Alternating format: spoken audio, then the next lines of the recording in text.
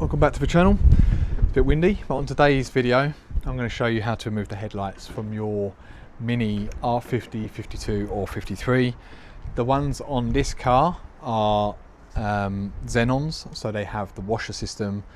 The process is the same, but if you don't have the washer system, it just means you don't need to unclip the hoses that feed the washer jets. So let me turn the camera around, let me show you what you need to do, and yeah, we'll go from there. These ones are coming out, by the way, because they need a good clean.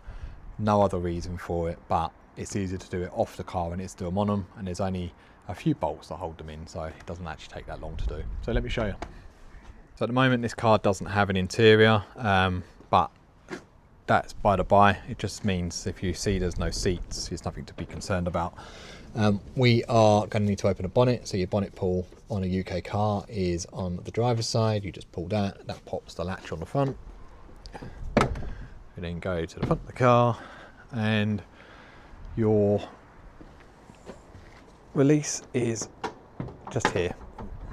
So you can see this is our engine and these are our headlights. Right, so this is a Xenon headlight. This is the washer system. So on Xenons you have this section here which is to go to your ballast, and this is your washer pump. These are your hoses going to it. So you can see down the back you have a connector here which will need to come out. We have our wiring plug here, and then we need to undo the ballast to make it drop down, because that will help us get the headlight out. Now there are 3 bolts that hold the headlight to the bonnet, so you've got one up here and you've got 2 down the back, so you should have one here and another one here. So let me quickly get a tripod, set you up. I'll show you what you need to do to get these out. There is a misconception that you need to remove this pump to get the headlight out of the car. That is not true. You can just remove this, and with the right angle this will come out without any issues. So let me show you. Right, so first of all, before we start, we need to remove or just drop down this ballast. So these are T20 torque screws that hold this in. So you've got one there. There's also one on the side over here as well.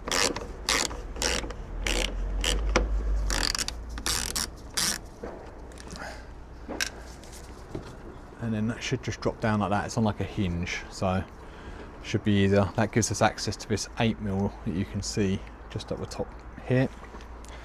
So if I lift that up slightly and zoom in,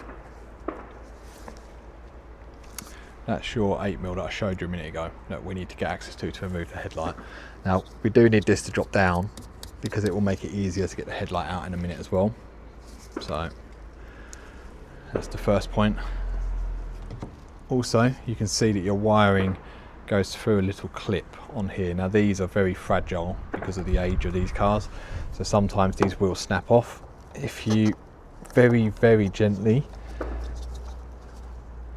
try to lift that up and round, it should free it off. And then obviously for this plug, the actual release section is on the back, but again, because of the age, sometimes they're a little bit stiff. So you can see on here, you need to push that in and then put it down. Now that will predominantly be most of that freed off, but we need to get the washer pump out the way as well.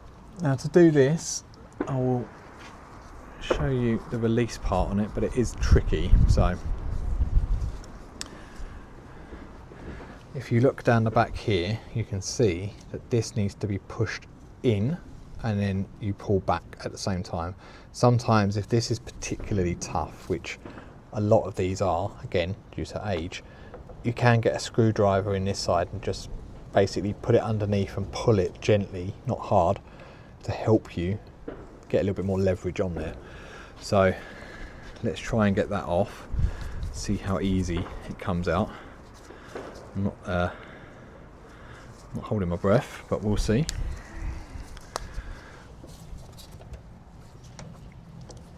And it does need to be as tight as you can get it. So again, like I said a minute ago, I'm going to get a small screwdriver to prise it under that back section I showed you, and then that should help release it off. Now you can see on there is actually no washer jet fluid coming out of there, so we may need to check the pump because there should be water coming out. And now we need to use our 8mm and just undo these 3 bolts. Now sometimes with these, because these are basically threaded going into a plastic headlight, they will spin. Now if they do spin, there isn't a huge amount you can do really, other than just try and put a screwdriver in between, get a bit of leverage on it, and just try and give it a bit of pressure to help. Sometimes if you push against it, it will help free it off. Other times you may just have to unscrew it out of the headlight, take the headlight out of the car, and then you can get a pair of mole grips on the other side and loosen it off that way. Obviously once the headlight's out, it should just put through anyway, but you can do that on a bench if you need to.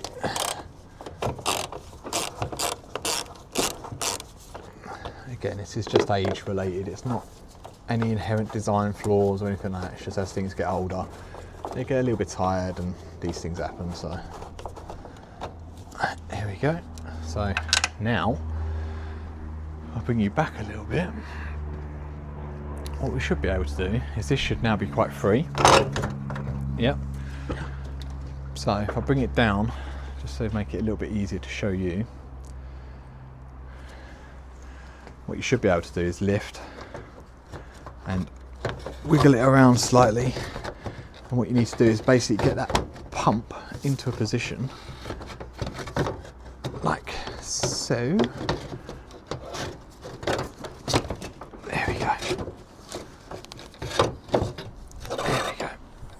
So you can see the whole headlight will come out with that ballast bit floating around at the bottom there. Now reversal is very much the same as removal. You sort of push that in first, get it into position. The main issue is this pump, because it sticks out, but the end does move around. So if you need to, you can twist that round a little bit to make it a bit easier for you. All right, hopefully you've all found it useful getting the halogen light out. Obviously, if you already know this, then you won't be watching it anyway, but if you are struggling to get it, like I say, just take your time with it. A lot of it is to do with age, but you don't want to go too heavy-handed and break something, because then it's going to cost you a lot of money. So yeah, just take your time with it. If this video has been useful, don't forget to leave a thumbs up, leave a comment down below, subscribe to the channel. Don't forget to check out the main channel as well for R53 related projects, including the one that we're actually doing these headlights on at the moment. So yeah, catch you on the next one.